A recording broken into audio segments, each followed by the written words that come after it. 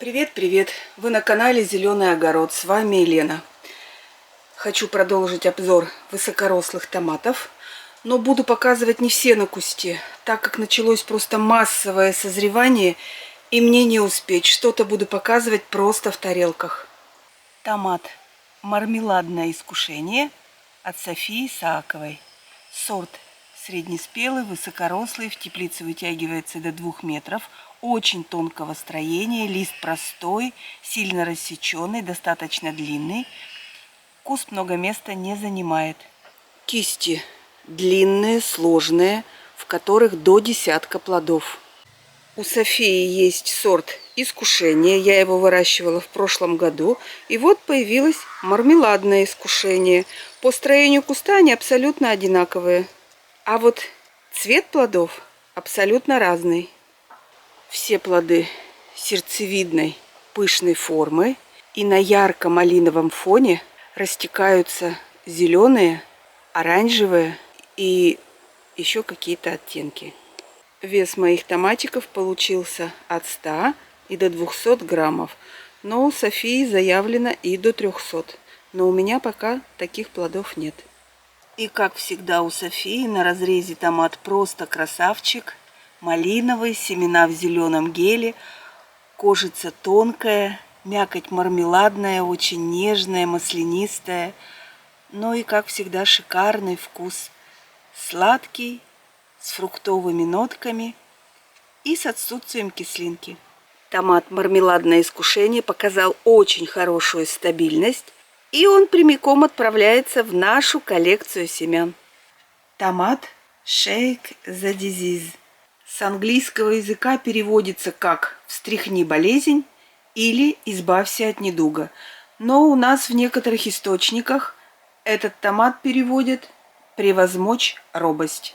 Это коллекционный сорт американской селекции от Билла Йодера, серия Депеш Мод.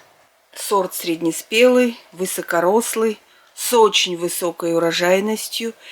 Высота в теплице примерно 1,70 м. Растение крепкое, мощное, лист простой, густой, и все листики расположены в сторону. Растение занимает достаточно много места. Некоторые кисти формируются простые, в них от 2 до 3 плодов. Ну а некоторые кисти просто очень и очень обильные. Я даже не знаю, сколько здесь плодов.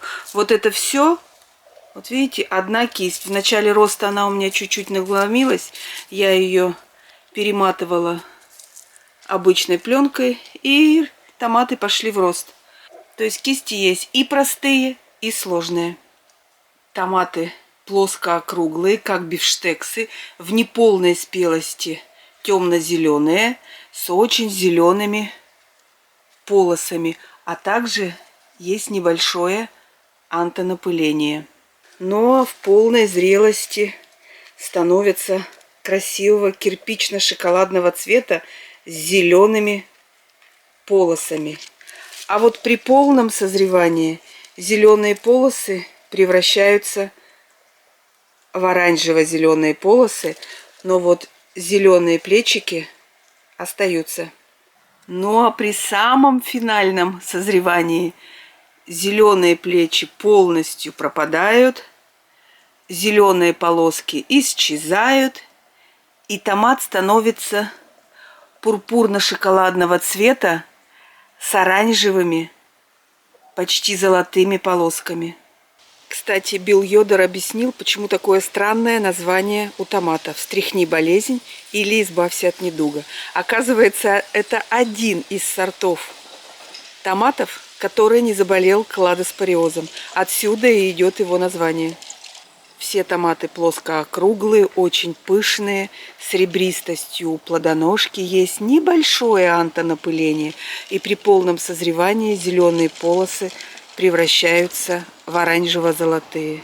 И еще одну особенность заметила: почти у всех плодов на вершинке есть вот такие небольшие дырочки, углубления.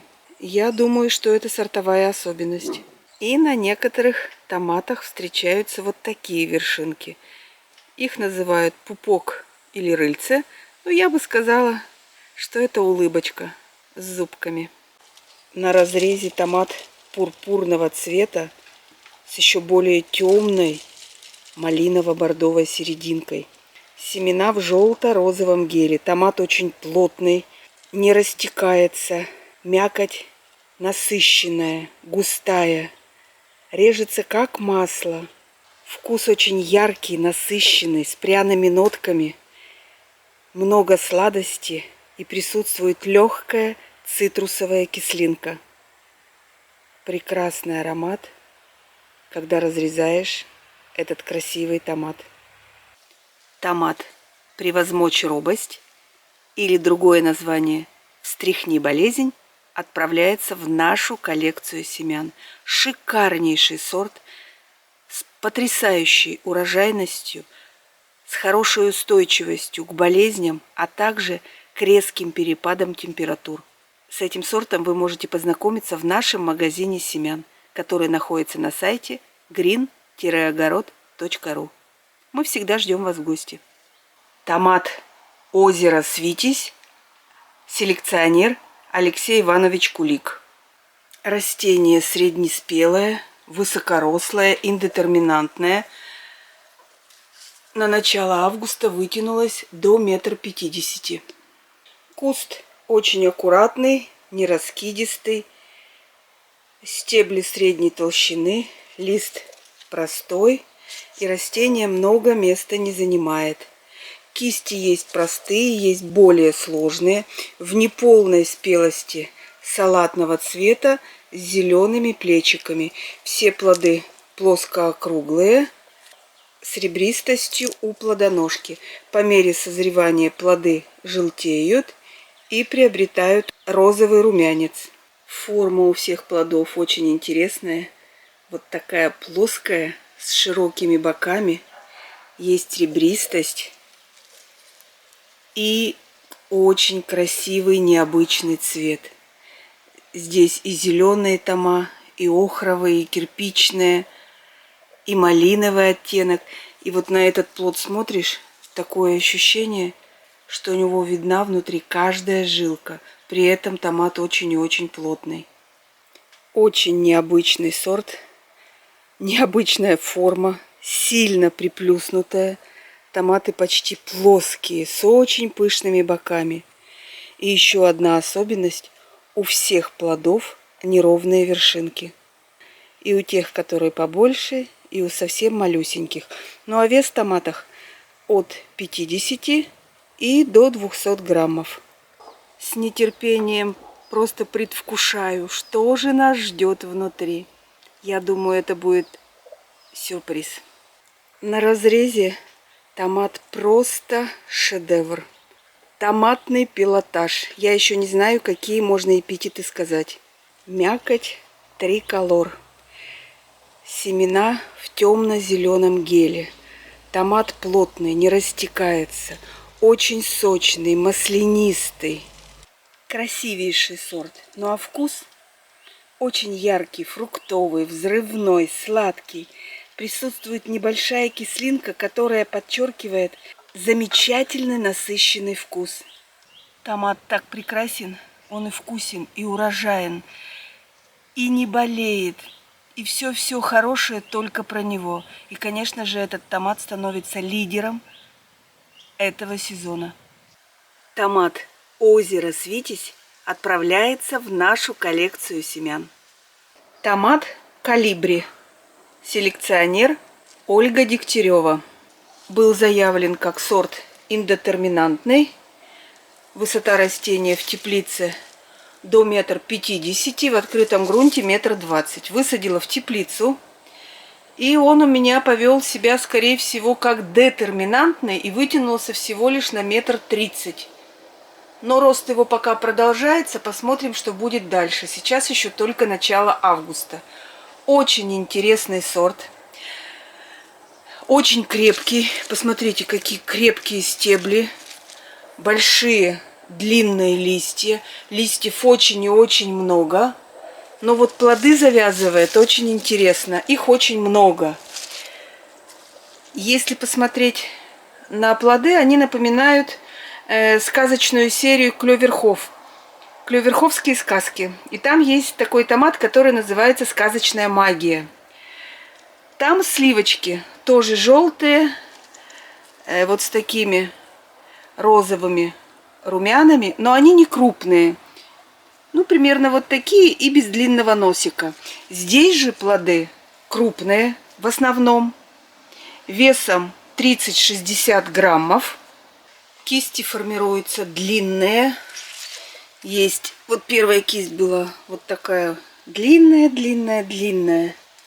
И вот здесь сложная кисть, тоже длиннющая. Но, правда, не все плоды получились крупными. Но ничего, вот здесь тоже такая же кисть. Но кисти бывают разные. И подлиннее, и чуть короче. Как вот, например, эта красотка. Так вот, очень интересно он формируется. Вот по стеблю. Формируется кисть. Идет лист. Дальше продолжается стебель. Снова кисть и лист. Все. Растение завершковалось, и дальше этот стебель уже не пойдет. Поэтому у этого сорта нужно оставлять абсолютно все пасынки. Сначала я начала формировать, но поняла, что это ошибка. И после этого стала формировать, как, видимо, задумал селекционер. Все пасынки оставляю. Здесь формируются кисти, снова идет пасынок. И вот так вот я начинаю увеличивать высоту растения за счет пасынков. Конечно, сорт мне очень понравился. Сливки в неполной спелости, темно-зеленые, с белесыми зигзагами. И у всех сливок очень длинные носики. Посмотрите, какая. Ну, просто красота. Все носики длинненькие, тоненькие. Но у некоторых плодов носики чуть потолще. Сорт замечательный. Но единственное, если вы его будете выращивать, не пасынкуйте. Выращивайте его за счет новых пасынков. Сорт заявлен среднеранним, но могу сказать, что у нас на Урале, лично у меня он себя повел ближе к среднепозднему. Начал созревать только в начале августа, и то пока только нижние кисти.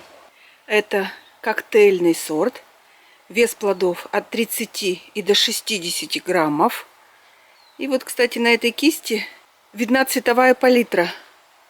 Как созревают плоды. Сначала они темно-зеленые, с белесыми зигзагами и полосами. Потом томатики желтеют, добавляется малиновый оттенок. И в полной спелости томаты просто красавчики. Желто-малиновые. У всех плодов вот такие длинные носики. Шикарный сорт и для свежих салатов, и для заготовок. У этих томатиков не только вот такие длинные интересные носики, но и посмотрите, какие чешелистики, какие они длинные, как реснички. Мякоть плотная, сочная, толщина стеночки примерно, ну, где-то 7-8 миллиметров. Семена в ярко-желтом геле. Сама мякоть солнечного цвета. И по стеночкам заметны малиновые всполохи. Ну а вкус чудесный. Фруктовый, сладкий, очень яркий, насыщенный и без кислинки. Очень хороший вкус. Собрала первые плоды. Налюбоваться никак не могу. Ну, красивейшие. В баночках будут смотреться просто замечательно. А вкус сладкий, без всякой кислинки. Фруктовый аромат. Очень шикарные томаты. Томат Колибри отправляется в нашу коллекцию семян, с которой вы можете ознакомиться на сайте green-огород.ру. Томат Борса ди Монтоне, который на русский язык переводится как баранья сумка или сумка из овчины. Это старинный, легендарный итальянский сорт. Очень мощный, крепкий, сильный, лист простой. Растение занимает очень и очень много места. Кисти простые и сложные. В которых формируется 5-6 плодов. Все плоды очень интересной, такой грушевидной формы и с уникальной окраской. Растение среднеспелое, кисти не заламываются, подвязки не требуют. Высота в теплице более 2 метров. Это легендарный сорт, который после Великой Отечественной войны в Италии был очень и очень популярен за свои вкусовые качества. Но с приходом гибридов этот сорт потихонечку был вытеснен с рынка. И сейчас Пизанский университет причислил этот сорт к вымирающему сорту. Но благодаря коллекционерам и хранителям редких сортов томатов баранья сумка снова набирает популярность и распространяется очень быстро по всему миру. По форме плоды как мешочек, или раньше в старые времена было такое слово кошелочка. Вот это все об этом сорте. Поэтому у него и название сумка из овчины. Мякоть внутри плотная, красного цвета. Семена практически отсутствуют. Пустоты есть, но они очень и очень небольшие. Томатная стенка примерно 6 миллиметров. Ну а вкус просто замечательный. Здесь прекрасный баланс сладости, нежной легкой кислинки.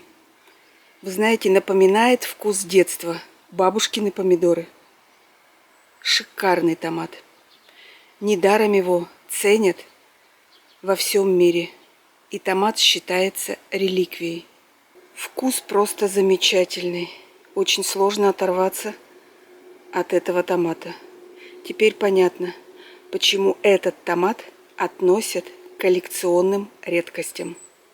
Советую всем попробовать вырастить этот уникальный сорт на своем огороде, полюбоваться его великолепным видом и насладиться прекрасным вкусом.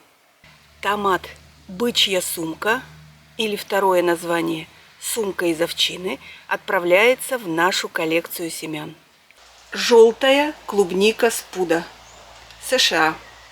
Селекционер Билл Малин, также известный как спадлив уилл. Растение среднеспелое, индетерминантное, высокое, в теплице вытягивается более 2 метров. Стебли крепкие, но не толстые. Лист простой, сильно рассеченный. Растение много места не занимает. Плодоношение очень длительное. В неполной спелости плоды салатного цвета. Все плоды сердцевидной формы, некоторые с изящным носиком. Кисти простые, в которых завязывается от 3 до 5 плодов. Но потенциал у растения очень большой. У нас было очень и очень холодное лето, поэтому, конечно, не все завязалась. Но вот здесь поработала гусеница. Не вовремя сделала обработку. Вот так они портят плоды. Очень красивый цвет, очень красивая форма. Действительно напоминает клубнику. Вес томатов от 100 и до 250 граммов. Но в некоторых источниках пишут, что эти томатики могут быть весом и до 800 граммов. Ну, посмотрим. На следующий сезон буду выращивать его снова. И, может быть, семена, адаптировавшись к нашей уральской земле, покажут прекрасный вес. Мякоть желто-оранжевого цвета, семена в ярко-желтом геле. Томаты плотные, мясистые, маслянистые. Вкус очень мягкий, нежный и больше похож на вкус фруктов, чем помидоров. Кислинка полностью отсутствует. Шикарный аромат и яркое послевкусие. Оранжевая клубника спуда отправляется в нашу коллекцию семян. На сегодня все. Вы были на канале Зеленый огород. С вами была Елена. Пока-пока.